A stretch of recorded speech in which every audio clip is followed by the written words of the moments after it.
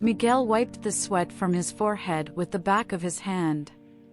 The scorching midday sun burned his skin as he gazed out at the dry, barren field before him, feeling more exhausted by the second. He worked tirelessly from dawn to dusk, yet nothing ever seemed to go right. Since he was a child, he had been told that happiness came from great achievements, a bountiful harvest, prosperous land, the respect of his neighbors. But no matter how hard he tried, everything always seemed to slip through his fingers. He looked at others and saw success written all over their faces, while he struggled just to make things work. One night, he sat by the small stream that ran through his land and looked up at the sky. The stars shone like diamonds scattered across a dark velvet canvas, and he felt a tightness in his chest. "God, I'm tired," he murmured. "What am I doing wrong? Why do I feel so empty, like nothing is ever enough?" That's when he remembered the stories about old Ezekiel. People said he lived in the hills, in a small cabin, and that he had answers to questions no one else could answer. Many traveled long distances to see him.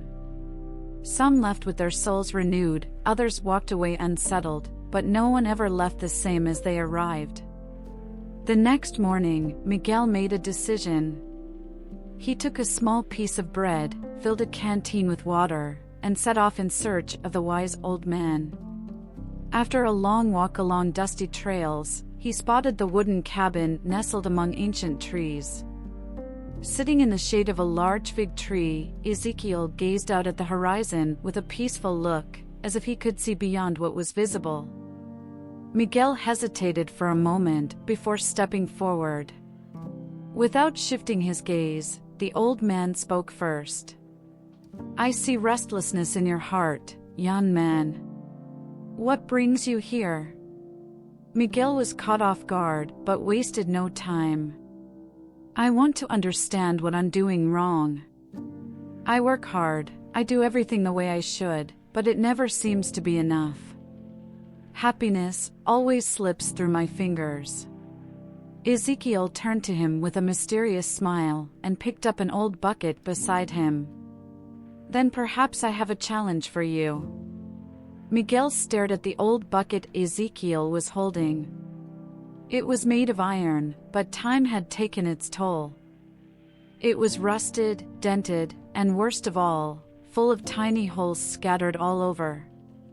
"I want you to take this bucket and go to the stream," the wise man said. "Bring me some water." Miguel frowned, puzzled. "But this bucket is full of holes. How am I supposed to carry water with it?" Ezekiel simply smiled and made a calm gesture with his hand. "Just do as I ask. We'll talk afterward." Still hesitant, Miguel took the bucket and walked to the stream. He filled it with clear water and started making his way back. With each step, though, he watched the water seep through the holes. By the time he reached the old man, only a few drops remained at the bottom. "I knew it!" he exclaimed, frustrated. "The water leaked out. This makes no sense." Unfazed, Ezekiel simply pointed toward the stream. "Try again." Miguel sighed, but decided to obey. He went back to the stream, filled the bucket again, and walked faster this time, trying to keep as much water as possible. But no matter how much effort he put in, the result was the same. "See?" he said, exasperated. "No matter how many times I try, the water always slips away." The wise old man calmly folded his hands over his knees and said, "Go one more time." Miguel groaned, turning back toward the stream, muttering under his breath, "What kind of pointless lesson is this?" But he had no idea that something extraordinary was happening without him even realizing it. Is there a deeper purpose behind this seemingly useless challenge?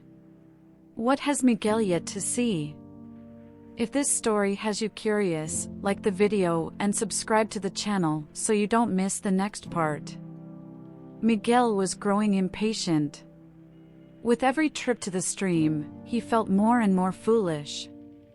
He filled the bucket, walked quickly, tried to cover the holes with his hands, but nothing worked.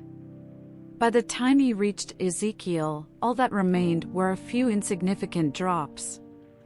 "This is a waste of time," he exclaimed, tossing the bucket to the ground. "You had me walking back and forth, and in the end, I couldn't even bring you a single cup of water." The old sage remained seated under the fig tree, calm as ever, as if nothing was wrong. "So you believe you failed?" he asked. "Isn't that exactly what happened?" Miguel shot back, crossing his arms. What was the point of all that effort if the bucket ended up empty? Ezekiel looked at him patiently, then pointed behind him.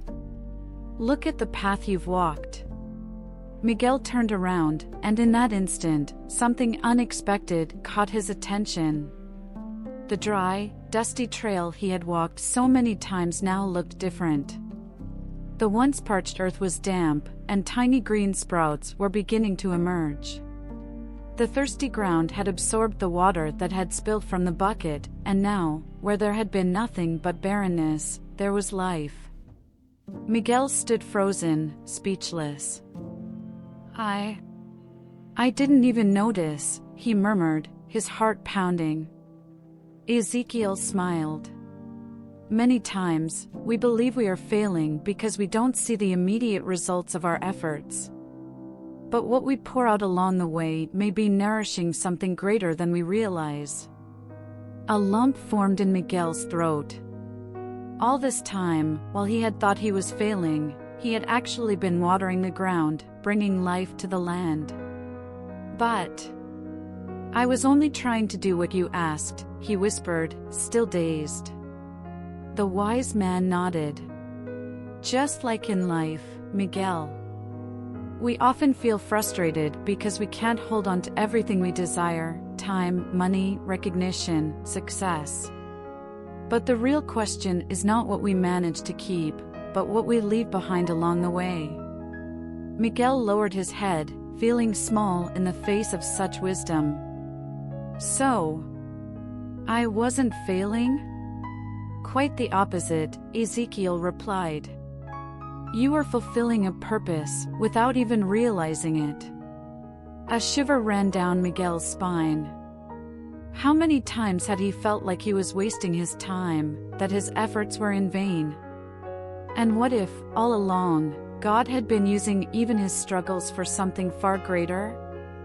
Miguel remained silent, staring at the transformed path before him. Tiny green sprouts had emerged from the once barren soil, and delicate flowers were already beginning to bloom between the stones. It was as if the earth had been waiting for years, not for wasted water, but for shared water. He turned his gaze to the wise Ezekiel, who sat peacefully, watching the young man's reaction. "I don't understand," Miguel said softly. "I spent all this time thinking I was failing, but in the end, I was doing something good, without even realizing it." Ezekiel smiled. "That is the great mystery of life, Miguel. So often, you feel useless, broken, incapable of holding on to everything you receive. But even a leaky bucket has a purpose." Miguel looked down at the old, rusted bucket beside him. Before, he had seen it as nothing more than a worthless object, incapable of fulfilling its function. But now, it represented something much greater.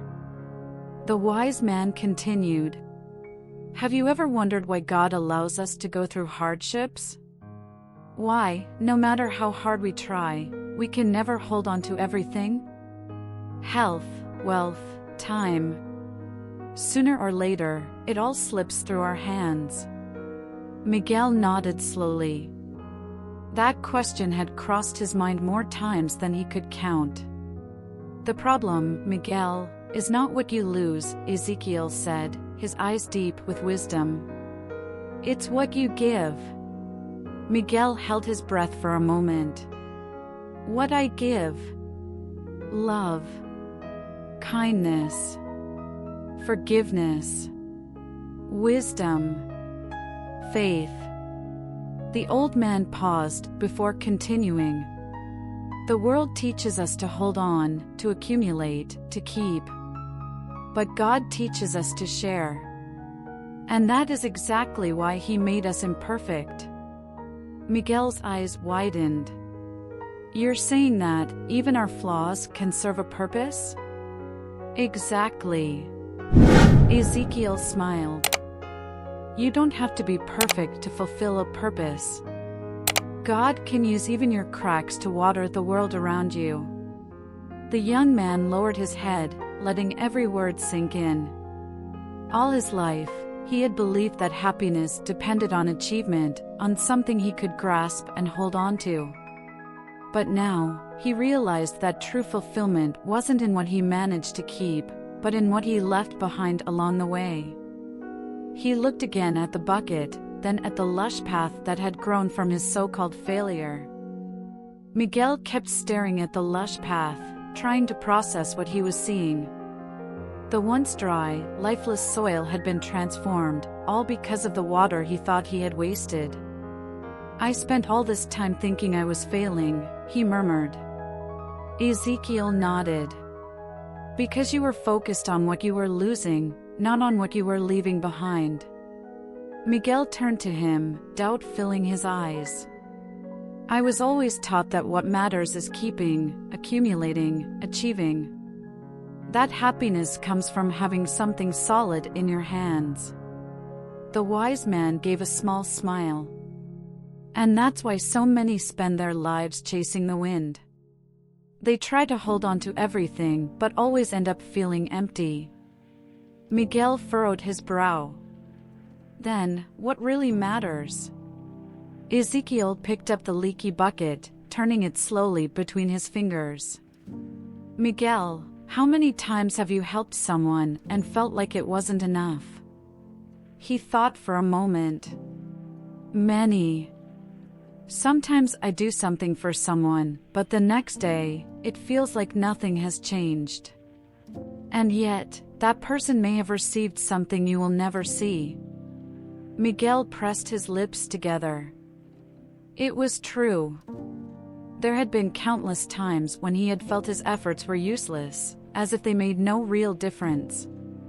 But what if they had actually created an invisible impact, just like the water had nourished the land along the way? Ezekiel continued. You saw the path transform because you looked back. But what if you had walked away without noticing? The good you do today may bloom years from now. A chill ran through Miguel. What if, without realizing it, he had been a tool in God's hands, touching someone's life? What if the words he had spoken in a moment of pain had given someone strength? What if the gestures he made without expecting anything in return had changed someone's day? He had never known. Just as he had never realized he was watering the earth with that leaky bucket. And then, it all became clear. Life isn't about what we manage to hold on to. It's about what we transform.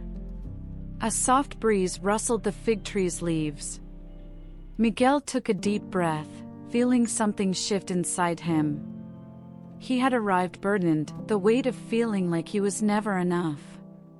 But now, he understood he didn't have to hold on to everything. Ezekiel watched as Miguel's expression changed and smiled. I think you've found your answer. Miguel nodded. I spent so much time thinking I was failing, but maybe I was just watering the wrong path. The old sage chuckled. Now you understand. It's not about what you keep, it's about what you give. Miguel looked at the leaky bucket once more, but now, he didn't see it as something broken. It was useful, despite its flaws.